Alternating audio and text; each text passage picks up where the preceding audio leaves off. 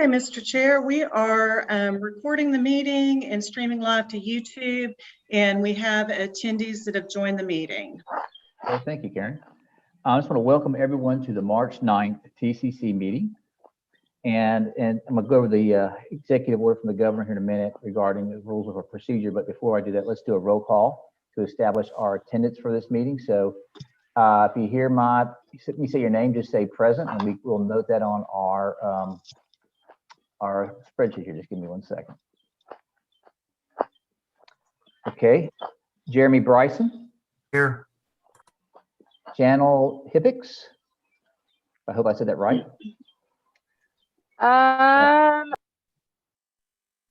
Can you hear me? Yes, Hippix. Oh, yes. Chanel Hippix is here. Sorry about that. Thank you. Eric Asbo. Present. Okay, Katie Snyder. Present. And if you don't mind, after you kind of acknowledge your presence, good, make sure you mute your microphone. Thank you.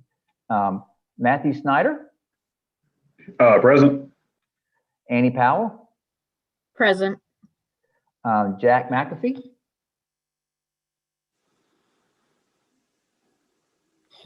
Jack McAfee. He's present, John. He mentioned it in the chat box. Oh, okay. Thank you. Thank you for the heads up, Melissa. All right. And I'm here. Wayne Hines. Present. Thank you, sir. And Kenny Custer. Present. Okay, Jenny Park. Present. Let's see, but Scott Hamby. Here. Julianne Meadows. Present. Darian Collins. Present. Okay, Mike Cagle. Present. Okay, Tim Andrews. Present. All right, Kimberly Grayson. Present. Rachel Bergman. Present. Okay, Anne Marie Day. Here. Okay, Elizabeth Watkins. Present. Okay, I think that's everybody. Thank you for acknowledging your attendance. We will now, I have a brief statement I'm going to read regarding our rules of operation under the governor's executive order. In response to the governor's executive order for conducting virtual meetings, the TCC finds that conducting meetings by electronic means is necessary to protect the public health, safety, and welfare of TCC members, staff, and stakeholders in light of the COVID-19 outbreak. This meeting is being recorded and also streaming live on RPA's YouTube channel. If you prefer to view that meeting that way, please see the chat box for the YouTube link. As part of this executive order, any votes must be by roll call, including a roll call vote to establish a quorum, which we just did at the beginning of the meeting. As a reminder, anyone wishing to speak at today's meeting must have signed up in advance. This information was provided to stakeholders as part of RPA's notification procedures. It was also posted on RPA's website. We had no one provide written comments in advance or ask to speak prior to this meeting. We'll now move to our review and approval of the minutes. Does anybody have any questions about the minutes that were submitted as part of this meeting packet? Okay, if not, I will entertain a motion to accept the meeting, the minutes as presented. Motion, Matt Snyder. Okay, a second? Second, Tim Andrews. Thank you, Tim. All right, I'm going to go through the roll call again. Bear with me. Give me a second, working technology. All right. Okay, Jeremy Bryson. Yes. Okay. Chanel Hippix. Chanel Hippix. Yes. Thank you. Eric Asbo. Yes. Katie Snyder. Yes. Matthew Snyder. Yes. Annie Powell. Yes. Jack McAfee.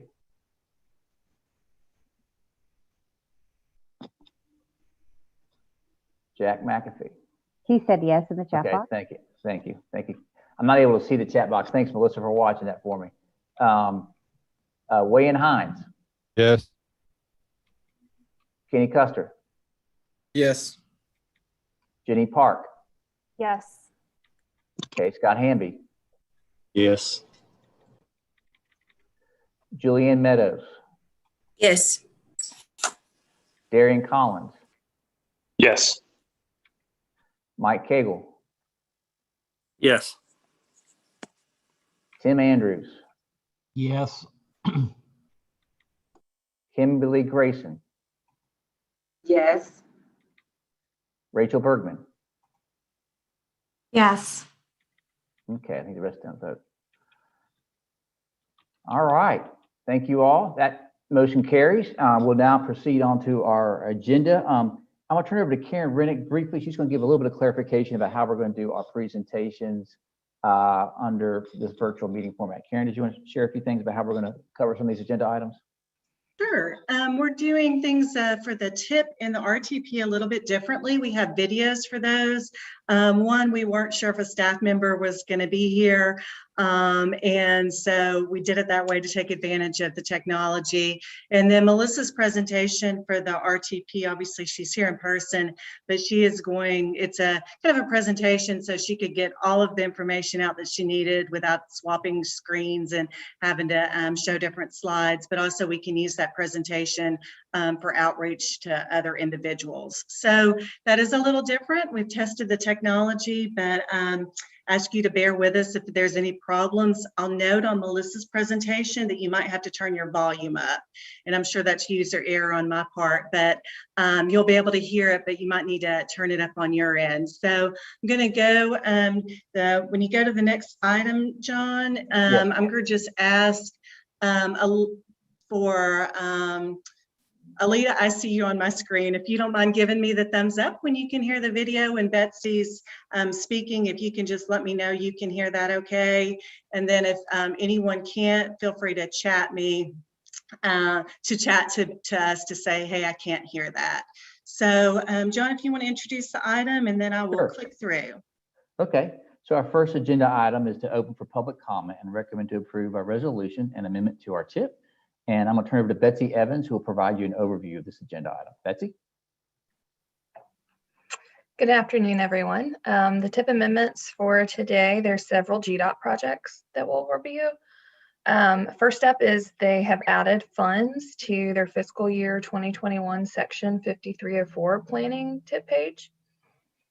Next, they are adding a project, their fiscal year 2022 Catoosa County section 5311 project. Another project they're adding into the TIP is the fiscal year 2022 Dade County 5311. And then the fiscal year 2022 Walker County 5311 project they're also adding into the TIP. Next is their State Route 1 US 27 bridge project. They've added funds to their construction and utilities phases in 2023. And then the I-24 bridge project was moved, the right-of-way was moved from fiscal year 2022 to 23. Then the next three projects they've added into the TIP. There's a fiscal year 2023 Catoosa County 5311 project, fiscal year 2023 Dade County 5311 project, and a fiscal year 2023 Walker County 5311 project. And that is it. And we will take questions now. Thank you. Thank you, Betsy. Does anybody have any questions over those items that Betsy covered as part of the TIP amendment?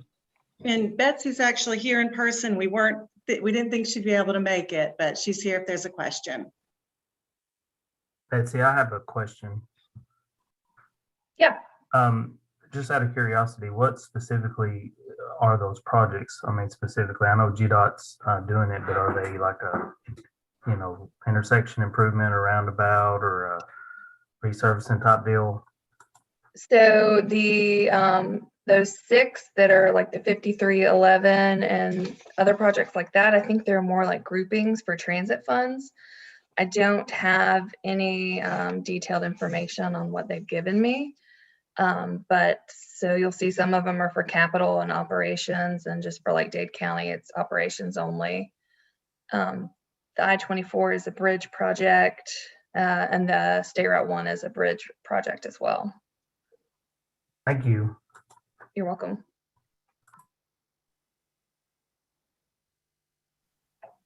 I don't know if we had a GDOT representative here. Do we have a GDOT representative here, Karen, today, or no? Yeah, unmute. I'm here. Oh, Kim, We do. I'm sorry. We do Kim, have someone in the attendees. If anyone would like to answer the question, that's a TCC member and attendee and would like to raise your hand, I can let you speak. Okay. So Kim, Yes. so did you have anything else you want to add to what Betsy shared about the projects? I'm looking it up now. I did have the projects pulled up, but I can't recall off my head. I'll let him give me just a few moments. Okay. If you can circle back around to me, that. Sure. All right, thank you. Well, what we could do if you'd like, maybe while she's responded to that, Karen, do you want to hit the next agenda item that will come back up to, it might take her a minute to look it up before we do can it. and come back and do the action I would do on that. Just to make sure that's always good to know what we're voting on. So Okay. Yeah, that'd be good. And Kimberly, just let us know when you're ready. Okay, John, we're ready for the next item then. Okay.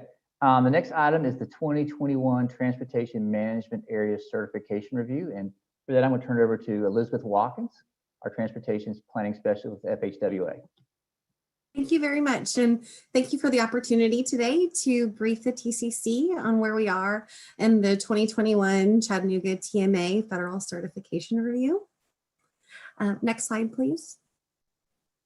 So a little bit about the purpose of this presentation. The Federal Certification Review is regulatorily required to occur every 4 years in transportation management areas, which essentially are MPOs that serve communities greater than 200,000 in population. So this is a federally required review. Last time we were here in 2017. It's been 4 years, which is wild. And we're here today just to brief you on, again, some background on what this review will entail, and then also solicit your input and feedback and talk about a few different ways in which you can weigh in on the process. And one other thing before I jump into the Metropolitan Transportation Planning process, which I want to make clear, is this federal certification review is not an evaluation of the TPO staff. It is not, specific on certain transportation projects. It's very high level. It's very high level and understanding about how the process is carried out in Chattanooga.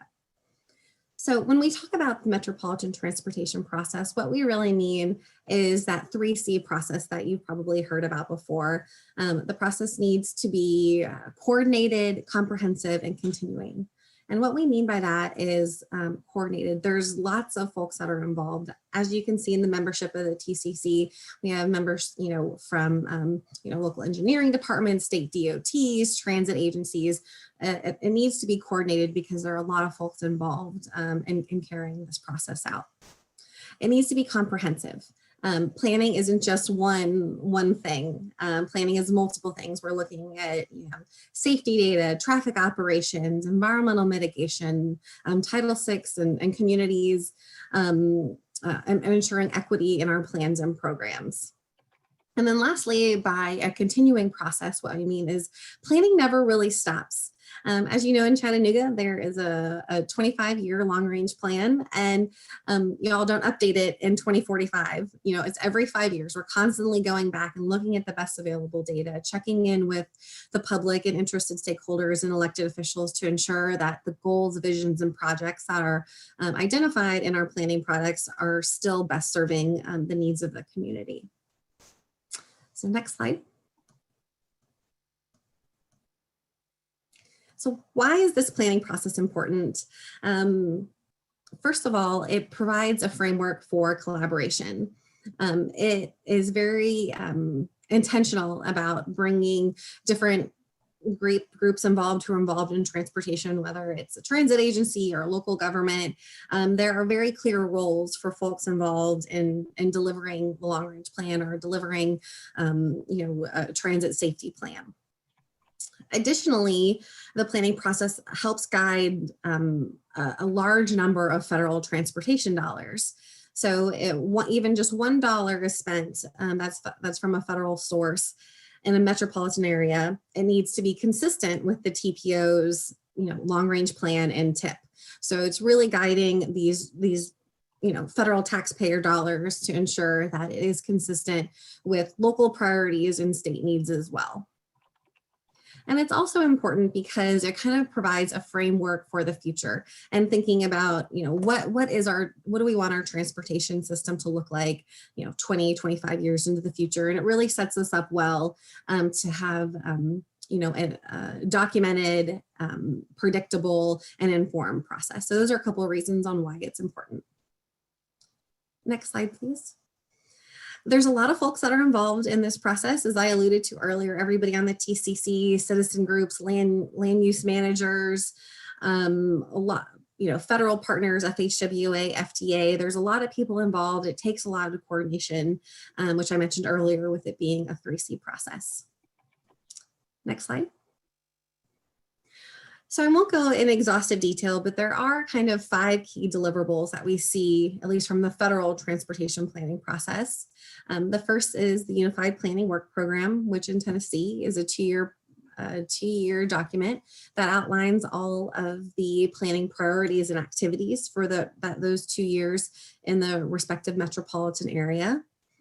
We have the Public Participation Plan, which essentially lays out the roles and processes in which the public and stakeholders are engaged in the different aspects of the planning process.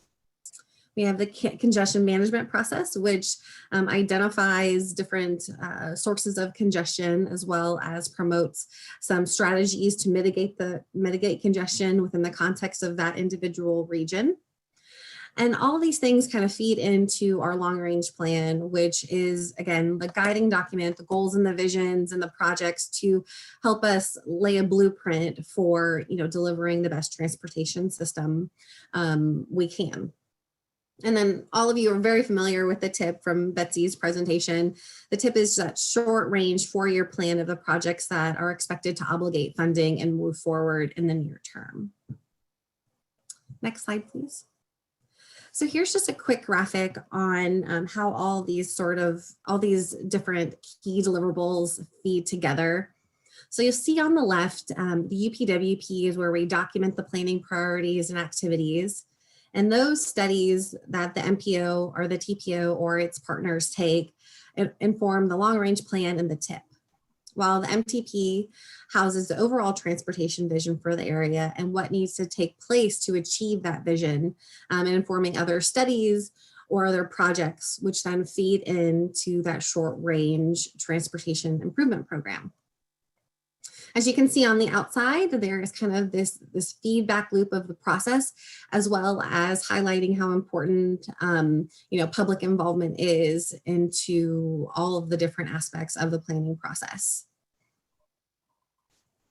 Next slide. So now we've got a little bit about what the process is, who's involved, what are those key documents. I'm going to take a step back to, again, the purpose of this presentation, which is to talk specifically about this federal certification review. So it is led by the federal team, which includes representatives from Federal Highway, the Tennessee division, which I represent, as well as the Georgia division, and also FTA Region 4. So it's a multidisciplinary, multi-agency team that are charged with performing this review of the planning process. So what's the outcome of this review? So ultimately, we will draft a report and a certification of the process. And there are 3 different possibilities of what that certification looks like. First would be full certification. Things are going great. Maybe there are some recommendations to improve or some commendations, some best practices that are worthy of sharing nationwide or with other state partners. That's what happened last time in 2017. Clearly the TPO is doing a great job.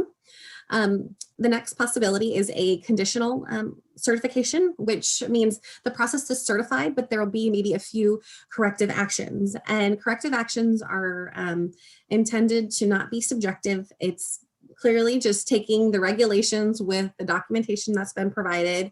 And if something's missing, then it would be a conditional certification pending completion of those corrective actions. And the last possible outcome is a limited certification. And this is kind of the worst case scenario where there are tremendous flaws with the planning process. Things aren't being done, our planning products aren't being accomplished, which clearly that is not the case here in the Chattanooga TPO area, but it is one of the three possibilities with this certification review. So as I mentioned earlier, that report and certification will be transmitted to TPO and its membership on or before July 14th of this year.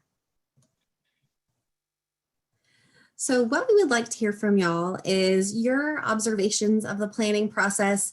Do you have enough information to, make recommendations to the executive board? Do you feel like you've been adequately involved? Do you hear from your constituents or your other stakeholders that they're getting the information they need in a timely manner and of the quality that they need? Those kinds of things about how the process is going from your perspective. Next slide. So what we'll do with your comments is we will summarize them and document them in the report. We will absolutely take them into consideration as the federal team develops the report and the proposed certification path. And we'll ask that the TPO share that report with its membership as well as post it on the website. So there's a few ways to comment. One, I'd be happy to take any comments today. But there will be multiple other opportunities, including we are planning to have a listening session with the TCC membership as well as the executive board on Wednesday, April 7th. It'll just be an hour. There'll be the federal team there. Anything that you'd like to share with us. It'll be pretty casual and informal. Just drop in, let us know your thoughts in that environment if you'd like. Otherwise, another option is just to email comments to either myself, Elizabeth Watkins, or my counterpart, Andres Ramirez with FTA. We'd be happy to, have a conversation, or if you just want to shoot us an email with some of your observations, that would be great. And again, we're just looking for your thoughts. Are things going well? Because we love to hear that too. Do you have some recommendations for improvement in how the process is carried out? Anything like that. We are all ears and we'll carefully consider your feedback. So we do ask that if you have comments to share, that you do that before April 23rd, as we need to, at that point, start drafting the report and kind of finalizing everything. So yeah, those are that's why we're here. This is the process that we're going to be carrying out, and your feedback and input is quite valuable. So happy to take any comments or questions now, or maybe we'll see you on the 7th, or I'll look for you in my email inbox.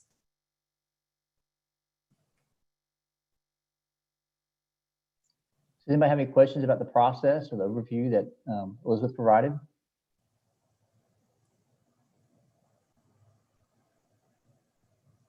Okay, I don't see any hands. Thank you, Elizabeth. Thank you for that overview. Thank you. I know our staff is looking forward to working with you on that. All right. If we're ready, we can circle back to that other agenda item. Kim, did you have any more updates from what you were able to discover through your research? Okay, the only thing I'm able to, because this is a transit project, the only thing I'm able to see that is a rural intermodal project, I can follow up with the transit office after the meeting and email the information I get from them to Karen, if you need more information, because that's all it will let me see. It's not a project that's in our office. Okay, and I believe it's Mr. Jeremy Bryson who had the question. Is that right? So maybe Jeremy, if you could send Karen your specific questions, maybe Karen can help. Well, how do you want to forward that communication, Karen? I can take whatever Kimberly has sends and forward it on to Jeremy, and then he'll have her information if he has any additional questions. Okay. And just keep the TPO in the loop so we're able to answer any questions that might come up at the board. Great. Thank you. Jeremy, does that help? Yes, thank you. Okay, you're welcome. With that, we do need this information to recommend for public comment. As you know, the TPO board will be taking the final action. Karen, did you have something to note before we vote? I did. I'm sorry. Autumn, John, can you add to your roll call list Autumn Friday and Bert Johnson? Okay. They were both able to join us. And so I didn't, I'm not able to get in and add them to the list, but when you Okay. do the roll call, Autumn and Bert are both here. Autumn and Bert? Yes, Got it. What's, thank you. What's Autumn's last name? Friday, Friday. And Bert Johnson. Johnson, got it. Okay. So we're back up to that other agenda item on the tip. And so with those actions we noted that need to be taken between now and the TCC and the TPO board action, I'm open to entertaining a motion to move this suggested amendments forward.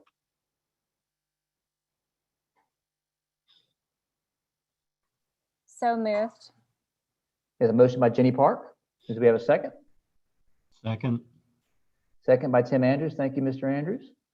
Okay, I will now, if there's any discussion, we'll move forward to a roll call vote. Let me pull up my Google Doc screen. Again, this will be a motion recommending for review and consideration by the TPO board for an amendment to the tip. And so I'll start with Jeremy Bryson. Yes. Chanel Hippix, I'm sorry. Chanel Hippix. Yes. Thank you. Eric Asbo. Yes. Katie Snyder. Yes. Matthew Snyder. Yes. Annie Powell. Yes. Jack McAfee. That's one, maybe that we're doing the comments. Yes, I see a yes You there. showed yes in the Thank chat. you. Yep, I saw that. Thank you. Wayne Hines. Yes. Okay. Kenny Custer. Yes. Jenny Park. Yes. Scott Hamby. Yes. Okay. Julian Meadows. Yes. Darian Collins. Yes. Mike Cagle. Yes. All right. Tim Andrews. Yes. Kim Grayson. Yes. Thank you. Rachel Bergman. Yes. All right. And then I have Autumn Friday. Yes. Thank you. And Bert Johnson. The comments. Did he say yes on the Bert Johnson? Okay. Well, we do have a majority. Thank you all. I know we'll all be looking forward to meeting together. We don't have to do this every time for a vote, so I appreciate everybody's patience as we go through this voting items. We'll now move forward to the Regional Transportation Plan update. And as Karen indicated, we're going to have about a 10-minute presentation. So I'll turn it over to Melissa. Melissa? Thank you. I think Karen's going to start the video. As she mentioned, we are trying to record all of the presentations that we can for this 2050 Regional Transportation Plan. So this is the sharing of a update to what we've done so far with our state and federal partners kickoff meeting. So thank you for the opportunity to test this. And we would like your feedback to see if these short videos are helpful to everyone. So thank you. And Melissa, I'm going to rely on you to give me a thumbs up if you can hear the video. And if you joined us late, I mentioned on this video, and I'm sure it's my error, it's a little hard to hear, so you might need to turn it up on your end. So we will go ahead and get started. Hello, I'm Melissa Taylor, Director of Strategic Long Range Planning, the Chattanooga-Hamilton County Regional Planning Agency. And thank you for the opportunity to share our state and federal partners kickoff meeting for our 2050 Regional Transportation Plan. Give me a moment to share my screen.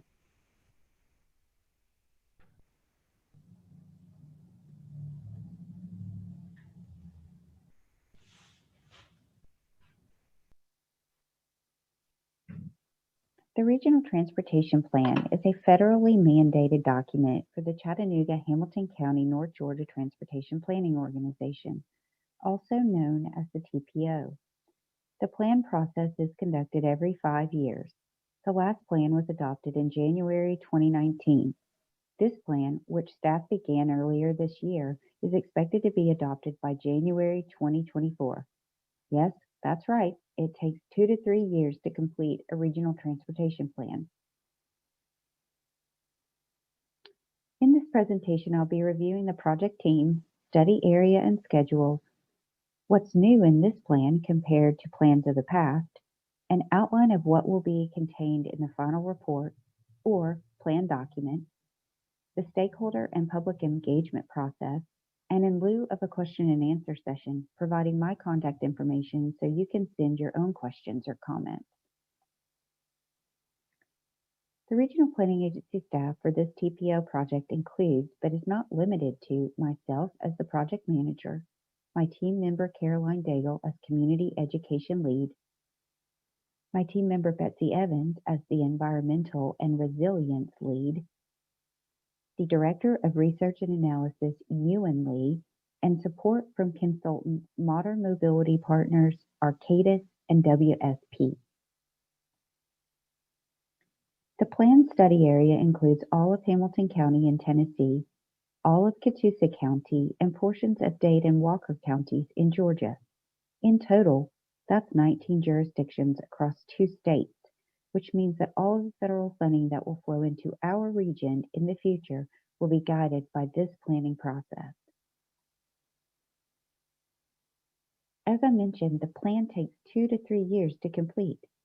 So what all does the staff do during that time? As you can see here, public engagement is conducted throughout that 2 to 3 year time frame, and each public engagement process or phase is vetted by the Community Advisory Committee, a group of transportation stakeholders from various community organizations we call the CAC. We are in the process of putting that group together now, and it will be available on our project website by the first part of April. The staff and consultant teams must also work to prepare a performance-based project evaluation process to ensure federal funds are spent on projects that meet national goals as well as regional priorities. We will be working on updating this part of the project through the fall of this year.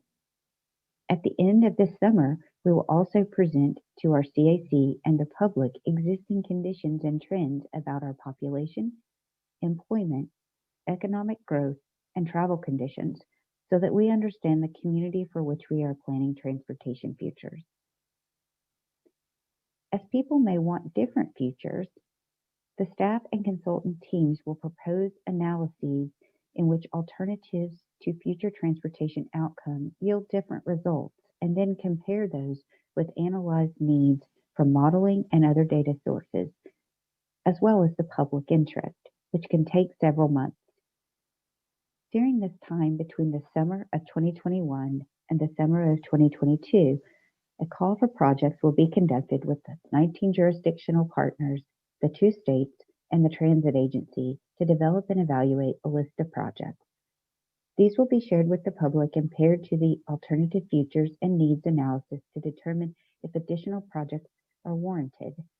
A final evaluation of all projects will be conducted in the fall and winter of 2022 in order to fund the top performing projects with the available projected revenues for a 20-year horizon, hence the year 2050.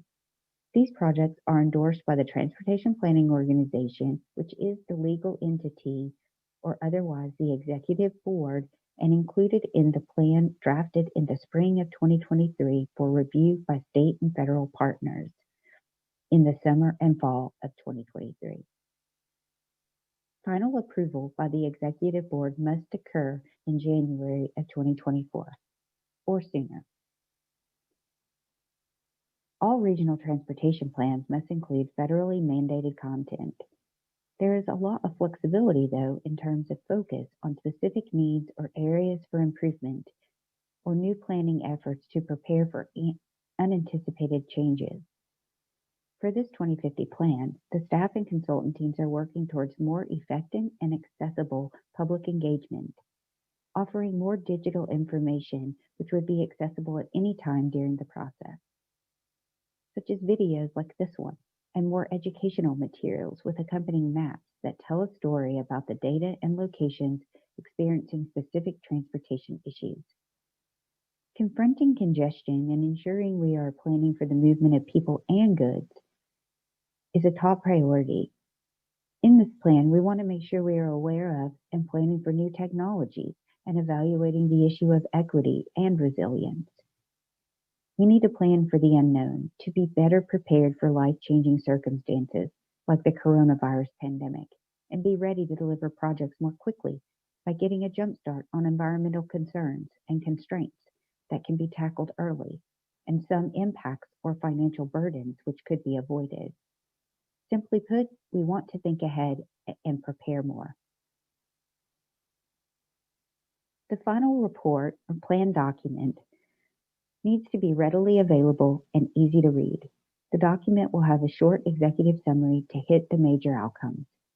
The remaining content will adequately address federal requirements, an overview of the process we undertook with our CAC and the public, the plan's vision and outcomes, the existing and future conditions, those unknowns I mentioned earlier, and how projects evaluated and prioritized and were funded to meet the vision, the system needs, and our ability to be resilient and cope with the unknowns. The document will also include an appendices where more information on every stage of the process can be found. These plans must be justified, reasonable, and realistic. Appropriate assumptions and methodologies should accompany every decision, and the appendices enable the inclusion of all that material in an organized way. Stakeholder and public engagement is critical to ensuring a plan maintains its justification, level of reasonableness, and is grounded in public reality. There will be 4 Community Advisory Committee meetings that are conducted in advance of sharing information with the public to do the best job we can to vet our assumptions and methods prior to asking the public for feedback or their opinions. The public should be able to trust the data and information they review so their opinions are meaningful. For this planning process, we've taken a new approach to the plan's public interface. The project website and our email distribution list will be fully integrated with our mapping functions and data so that we can share our findings more quickly and in a more user-friendly way throughout the entire process. The public website should be up and running by the first week in April 2021 as the plan gets fully underway. Thank you for your time, and please stay involved. You can send questions or comments to me at my email address, mdtaylor@chattanooga.gov, and or our lead consulting partner, Kelly Kemp, at kemp@modernmobilitypartners.com.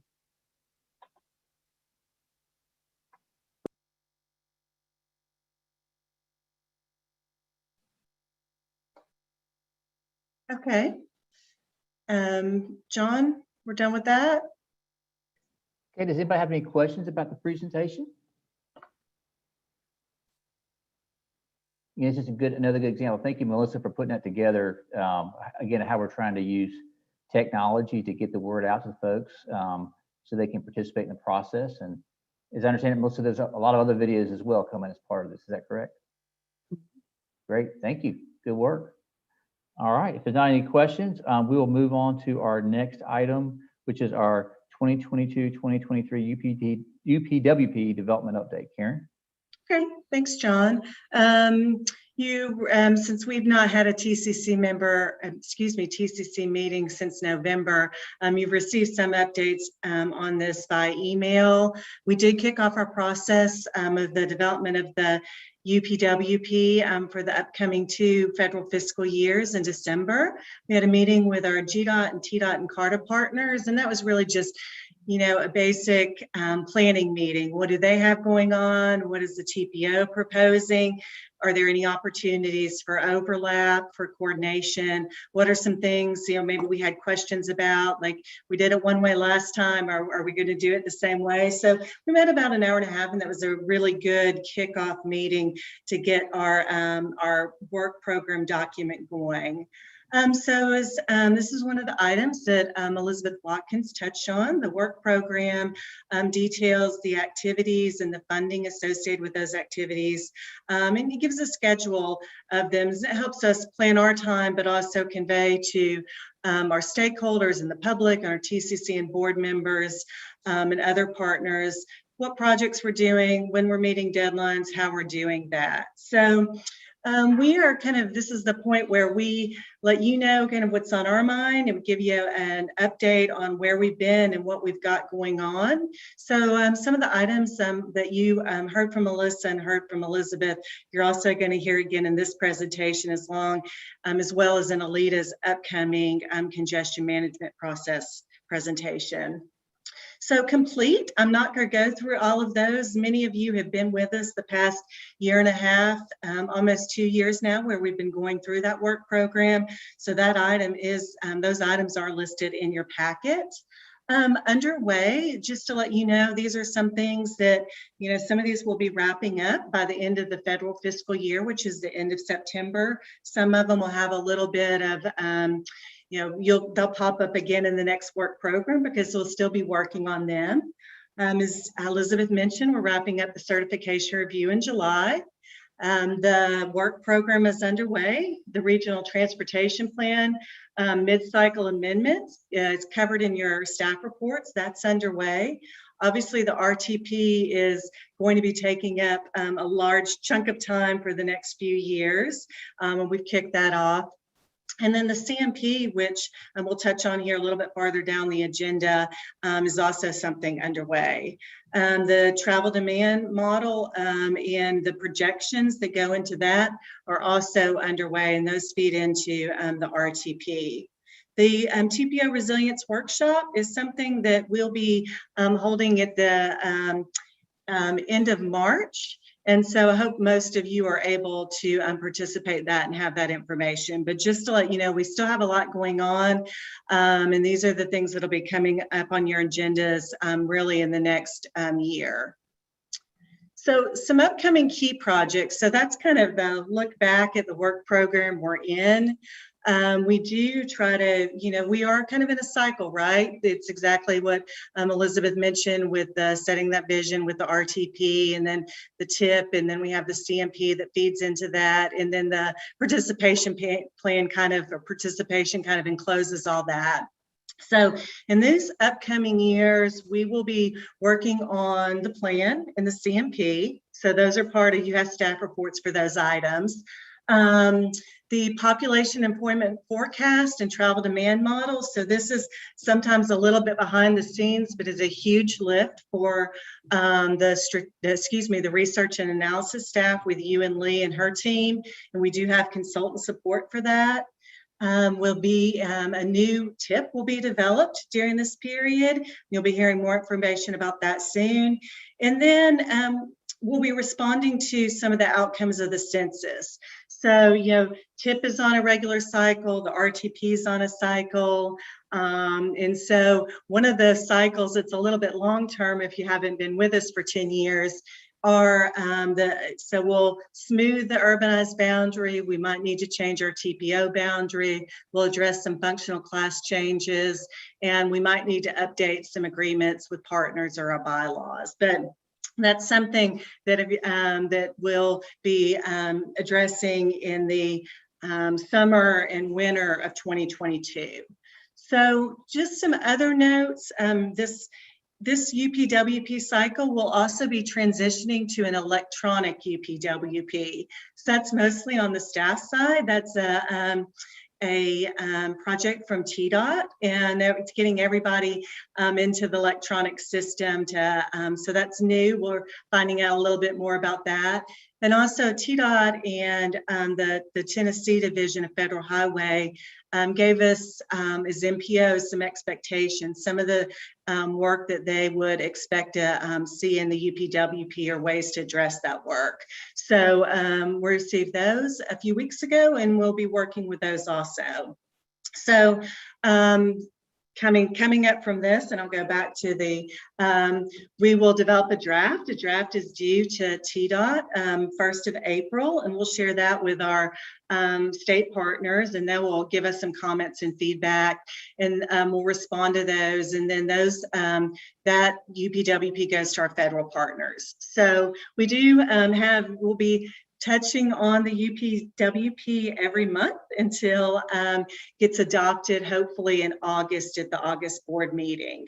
But this is something, as you know, we develop it and then we amend and adjust it as needed. We really try to reflect these are the activities. If the schedule changes, a new activity comes on, we have additional funding, all that should be reflected in maintaining our work program.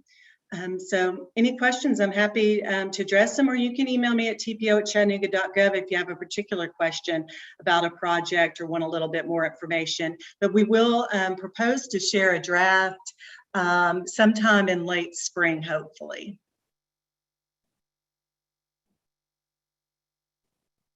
Thank you, Karen. Does anybody have any questions about what she covered regarding the UPWP development update?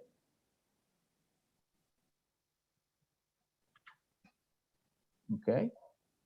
If not, we will, thank you, Karen. We'll proceed to our next item on our agenda, which is a review of the state of congestion report. So with that, I will turn it over to Alita Zeller. Alita? Thanks, John. Hello, everyone. I'm Alita Zeller. I'm a transportation analyst in the research and analysis department of the RPA. I'm here today to share the State of Congestion 2018 report with you. Before I get started, I'd like to quickly note the contributions of Randy Poulin, who dealt with the 15 billion travel time records that needed to be analyzed, and the guidance provided by Yuan Lee. Without her, our State of the Congestion report could have easily been more than a mile wide. She kept our report concise and to the point. So the State of Congestion 2018 is a direct result of the Congestion Management Process Update 2018, which was completed in April of 2018. This update provided a performance monitoring plan. That plan recommended the TPO collect travel time, speed, and other congestion-related data for the CMP network, and do this on a regular basis to monitor the system. The plan also analyzed the 2014 CMP network and provided us with a sample of the recommended measures used for performance monitoring. The State of Congestion 2018 is our first full report that's monitoring the 2018 CMP network. We're just getting started. Our consultants will just be getting started on the 2018 the 2020 State of Congestion. It should be completed by the end of 2021.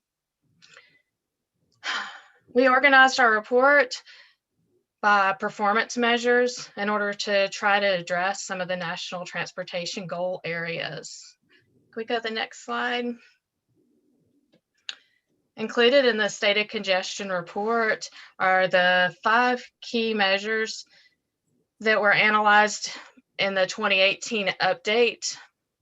This includes the peak hours of excessive delay, delay on critical freight corridors, the annual congestion cost, vehicle miles traveled, and mode split.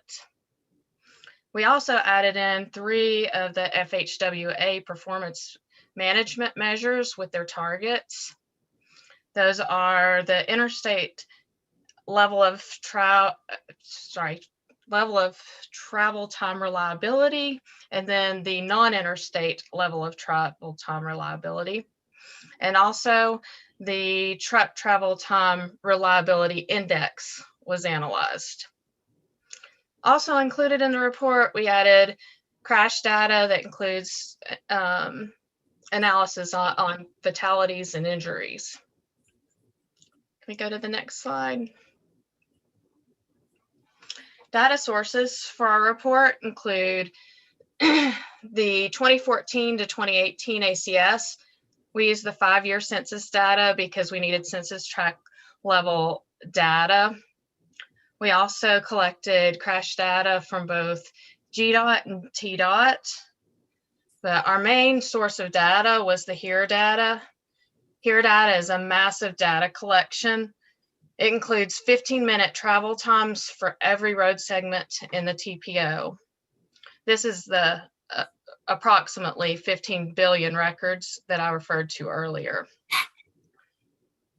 HERE data was used to analyze delay, travel time reliability, and congestion cost. We also use the National Performance Management Research Dataset. It's NPMRDS, which is sponsored by FHWA. It's developed by the University of Maryland's CAT Lab. The NPMRDS Analytics is a web-based set of tools that analyzes speed and travel time data. Currently, it only covers the NHS, but we've heard talk of them expanding the coverage, possibly to cover our entire CMP network. Lastly, in our report, we cited several reports by other agencies in order to give a good reference of how the TPO area compares to other areas. You see the next slide. Something we used the HERE data for was peak hours of excessive delay. We ranked the top 20 most congested corridors in a similar manner as they did for the 24 CMP corridors. We added the 2014 rankings to this spreadsheet just for comparison. Ranking this way seems to be an easy way to assess our corridors.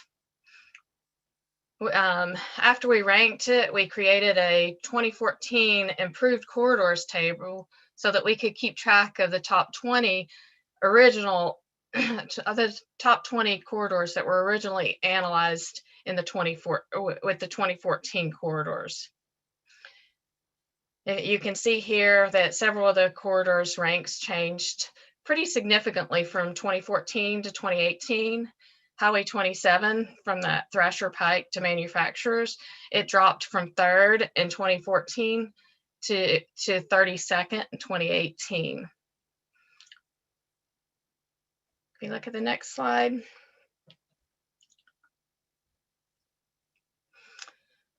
On this slide, we took a look at vehicle miles traveled in the 4 TPO counties.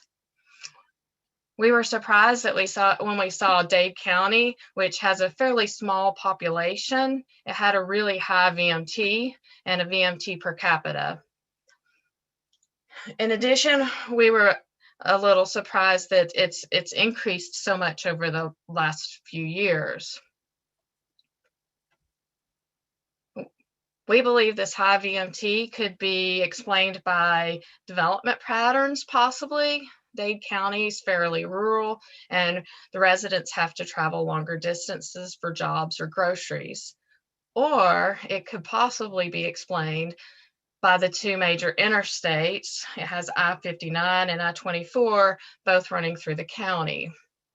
This is something that may be worthwhile to investigate in the future, to separate the VMT for those areas and for the interstate for Dade County.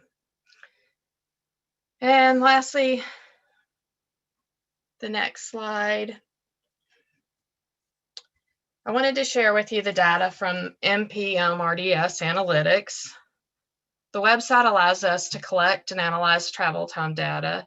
These charts were produced within that website.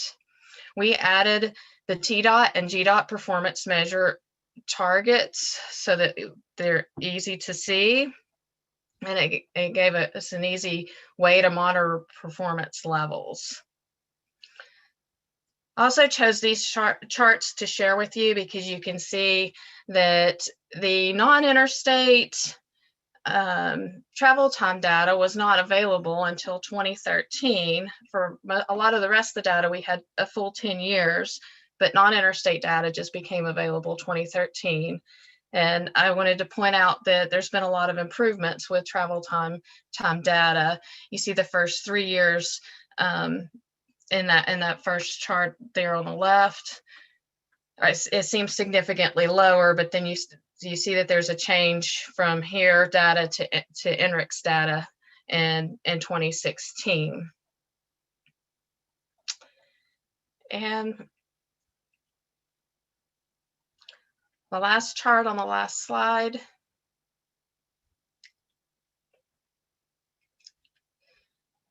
The final chart in our report, it helps us monitor the CMP performance measures.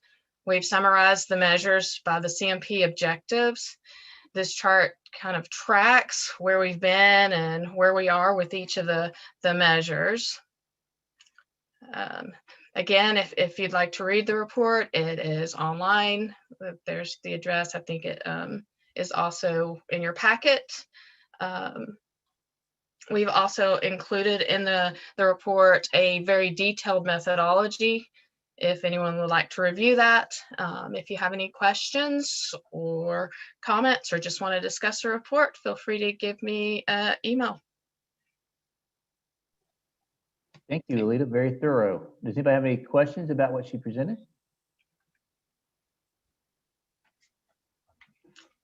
All right. Thank you very much. All right, we'll go on to our next report. Looks like we're sliding to our next piece, which is the congestion management process update. Alita, I'll turn it over to you again. I'm back. As we just discussed, the last congestion management process update was prepared in 2018. In November 2020, our TPO staff started working with the consultant WSP on the current CMP update. As Elizabeth shared with us earlier, the results from the CMP update will be used to inform the 2050 Regional Transportation Plan. Upcoming major activities include a stakeholder and steering committee meeting that's next week on March 18th from 10 o'clock to 11.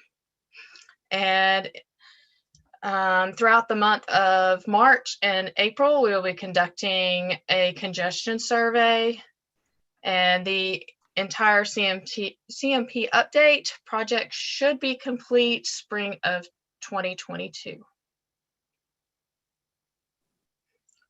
Any questions? I don't see any questions. Thank you, Alita. John, if there are any questions from either TCC members or attendees, the email tpo@chattanooga.gov will get everyone from the TPO that's spoken so far. So we can always handle it from there, but that's just an easy tpo@chattanooga.gov. Right, thank you. Okay, our next agenda item is our presentation from Amy Kasanovic. I hope I said that right. Our planning supervisor with the Freight and Logistics Division of Tennessee Department of Transportation, and she's going to give you an overview of the National Economic Partnership final report for freight movement along Freight Alley. So Amy, I'll turn it over to you. Thank you, John. I appreciate it. Hope you guys are doing well today. I'm Amy Kasanovic, like he said, and I work in the Freight and Logistics Division at TDOT. Karen, if you want to move on to the next slide. So I've talked with you guys before about the National Economic Partnerships grant program that we won. TDOT was one of four partnerships, four pilots that was chosen by FHWA. And it's hard to believe, thinking back, why did we do this? We actually started on this grant proposal in the summer of 2017. It's hard to believe, but it was an idea that came from looking at the scope that FHWA had. They really wanted partnerships that were looking at going beyond the boundaries. And specifically, this map shows you that there are mega regions that are in the US. We're actually, the Chattanooga region is part of the Mid-South region. And it encompasses, it goes beyond those boundaries that you would typically see in a planning organization. So they really wanted to get planners to think outside the box. How can you plan effectively and look at different problems that you have in planning organizations within those boundaries, but how can you go beyond those? So that was the reason we started looking at this. And we actually had one of our planners, Sarah Elmore, I'm sure a lot of you remember her. She looked at the Chattanooga region and she was like, Chattanooga has, some freight challenges. So much freight is moving through here, but there's so many different industries that impact the Chattanooga region. And it would be a great opportunity for us to come together and to go across those boundaries, number one, and also to look at different industries and how those industries feed into freight movement within that mega region. So Karen, next slide. So what we did was we looked at who are our members in this area. And this was a list of the members that signed on to the proposal that became one of the 4 pilots that FHWA chose. But as you can see, we had representatives from Alabama, Georgia, Tennessee, throughout the greater Chattanooga region, as well as into the Southeast Rural Planning Organization. Some of the North Georgia Rural Planning Organizations came together, and it was a great partnership that presented this grant proposal to FHWA. Next slide, please. And what came out of it, the Thrive Regional Partnership, they had already been bringing people together for their Freight Mobility Committee. And Thrive's organization, it was a multi-jurisdictional partnership. That was one of the big key selling points. So we were able to pull not only our 3 DOTs, but the Birmingham MPO, the Atlanta Regional Commission, the Chattanooga TPO, the Cleveland MPO, as well as the Southeast Development District together to present, a proposal that was really strong. And we did look at, number one, freight movement and industry clustering and how that affected freight movement in Freight Alley. And the second thing that we looked at was we looked at truck parking. Next slide, please. So one of the industries that is a huge impact to the Chattanooga area is obviously automotive with Volkswagen. And if you look at this map, this shows you that within that Mid-South mega region, in addition to Volkswagen, you've got Mercedes, Honda, Hyundai, Toyota. Toyota's now in Huntsville, Nissan, GM. You've got all of these automotive tier 1s and their suppliers that are moving freight through those regions. And that was one of the industries that we chose to study when we looked at this report. Next slide. So what came out of the report? Well, or out of the study, first of all, we did do the industry clustering analysis, and we actually ended up looking at 5 sectors. We looked at the automotive manufacturing sector. We looked at aerospace. We looked at agribusiness and food production, flooring and other flooring manufacturers, huge presence in North Georgia in that industry. And then we finally looked at trucking and logistics companies in the area. And it's hard to see on the screen, but this shows you a map of all of those 5 companies in the one area. And this is from our consultants' report that they produced.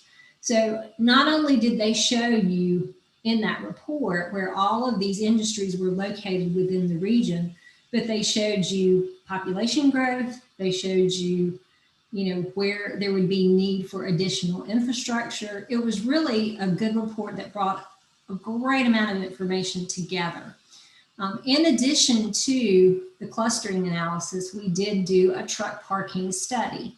I'll talk a little bit more about that on a following slide, but we looked at where we have parking within the mega region, where we do not have parking, so where the deserts are.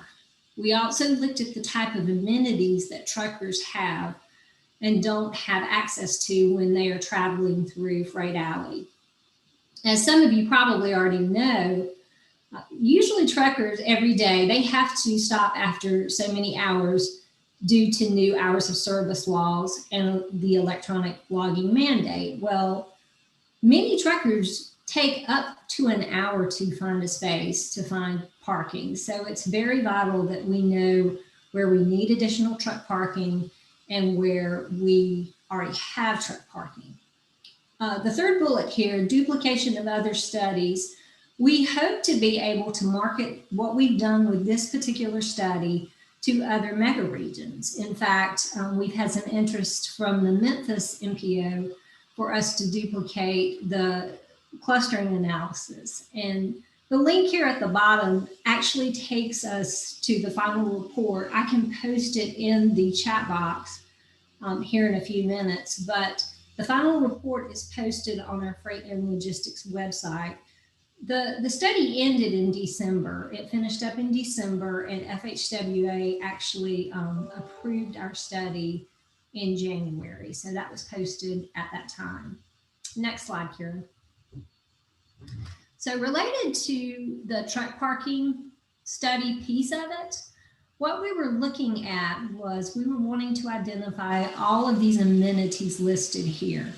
The number of spots where they had restrooms, food, showers, security, way stations. We also wanted to look at the alternative fuel locations. Some of you probably already know, but there is quite a bit of technology improvements occurring in trucking. I don't know when it will happen, but electronic or electric trucks will be a reality in the near future. And they will need to know where to be able to charge their truck and also access those other alternative fuels. In addition to this study, we've had another simultaneous study going on at TDOT that has looked at utilization rates for truck parking locations. And what we're hoping to do is to take the information from the NEP study as well as from this other research project and overlay them to have an even greater amount of data available to us. In fact, this second study shows utilization times during the day, during the nighttime, at all hours of the day. So it's a really interesting study as well, being done by the University of Memphis. Next slide, please. So the deliverable from the truck parking study piece of the NEP grant was a truck parking locator map. And this is a visual of the map. It's within the report. If you'll notice here, the bigger the circle, the more truck parking and the more amenities at that particular location. And as you can see, going through Freight Alley, from this appearance, there's some circles there, but we could use more truck parking in those locations. What we want to do with this data, as well as with the other research study that the University of Memphis has conducted, is we want to be able to take that data and to eventually feed it into some type of similar program that the Mid-America Coalition had done, which is an app-based program where truckers can know there's 15 spots coming up and 3 of them are open, or there's 100 spots 50 miles up the road and there's availability at that location to be able to park. Next slide, please. So what were some of the challenges and lessons learned from doing the NEP grant itself? We did learn basically from Thrive and from their example that it is good to get out of silos. I know, today you guys have been considering TIP amendments that GDOT had presented. It's always good to know what your neighbors are doing and to be able to interact with your neighbors and to see how that bigger picture is fitting in to the planning process. And the second point, freight does know no boundaries because freight is moving through boundaries all the time. So it's always good to know how to plan outside of those boundaries. And the key to that is relationships. The key to that is working together and communicating. How can we help each other to further a plan that will work for everyone? With truck parking, again, what we've seen from the Mid-America Coalition, This is a coalition that's in the Midwest, and they've already established a truck parking app, but they've been able to come together to develop a program where they can see where the gaps are. And they're moving together as a region, a bigger region, to try to establish and fill some of those gaps so that truckers can get the rest that they need. And again, all of this is always changing. That's what I love about transportation planning. It is exciting. There's always new things happening. It's great that we can interact with industry to see what industry needs are. We can interact with public-private. We need to be getting together and working in that planning process. Next slide. So what were some of the recommendations to finish out? Our consultant did recommend that we could try to establish public-private partnerships in some of these programs. Chambers of Commerce's are great organizations to work with. We can work through that mega region process and do projects that will be effective for all.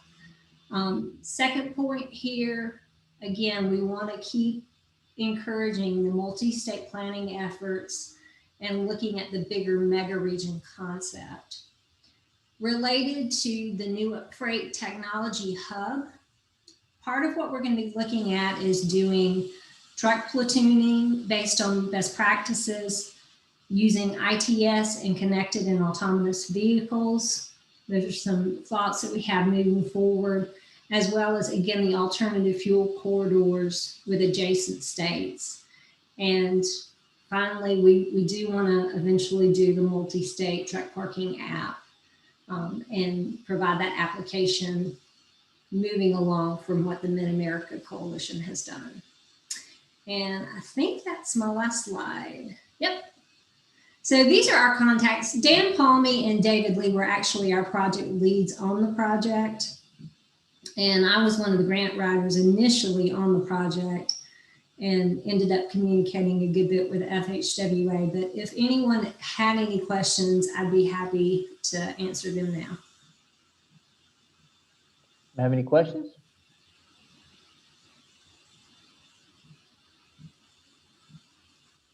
Well, thank you, Amy. And it's a very timely report right before starting our RTP. So I'm sure our staff will use this as another reference point as we look at setting the policy and some of our strategies for the upcoming RTP. So good time for delivery of that report. Awesome. Sounds great. Thanks. All right. Okay, now turn over to you, Karen. Okay, some staff reports I've highlighted on the screen, just the things that might be of the most interest.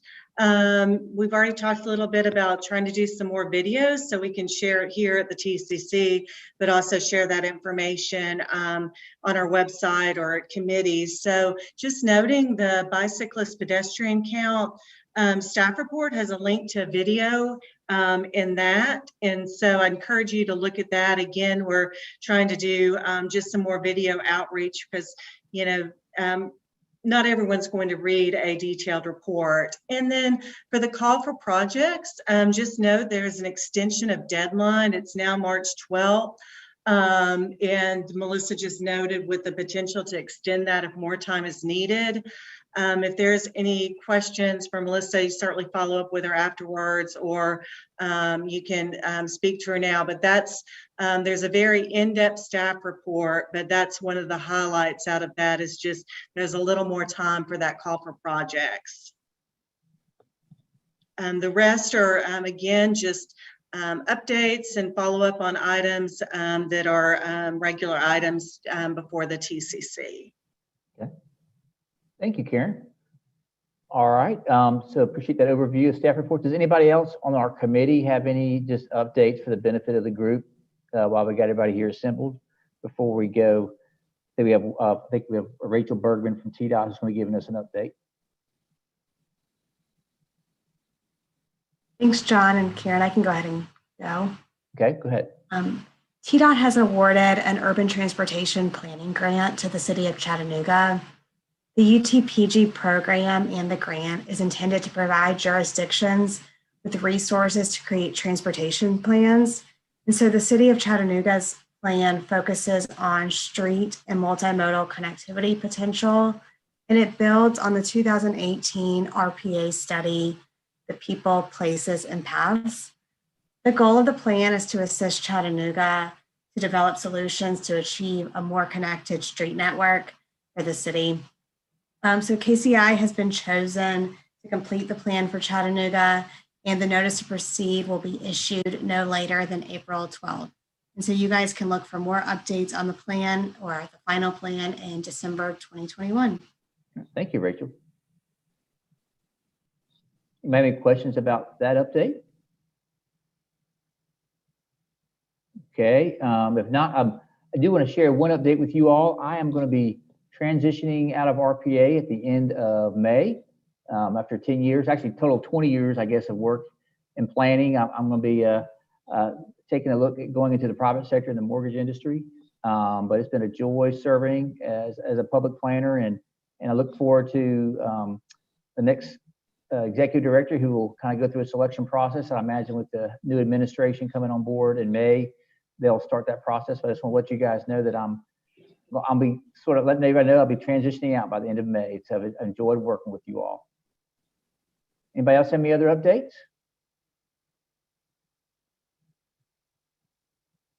I think that's it, John, with just the upcoming meetings on the screen. Okay. Well, great. You see the next meeting scheduled on May 11th for the TCC and the TPO board at April 28th. Everybody be safe and have a good afternoon. We'll take care. Thank you all. Thank you.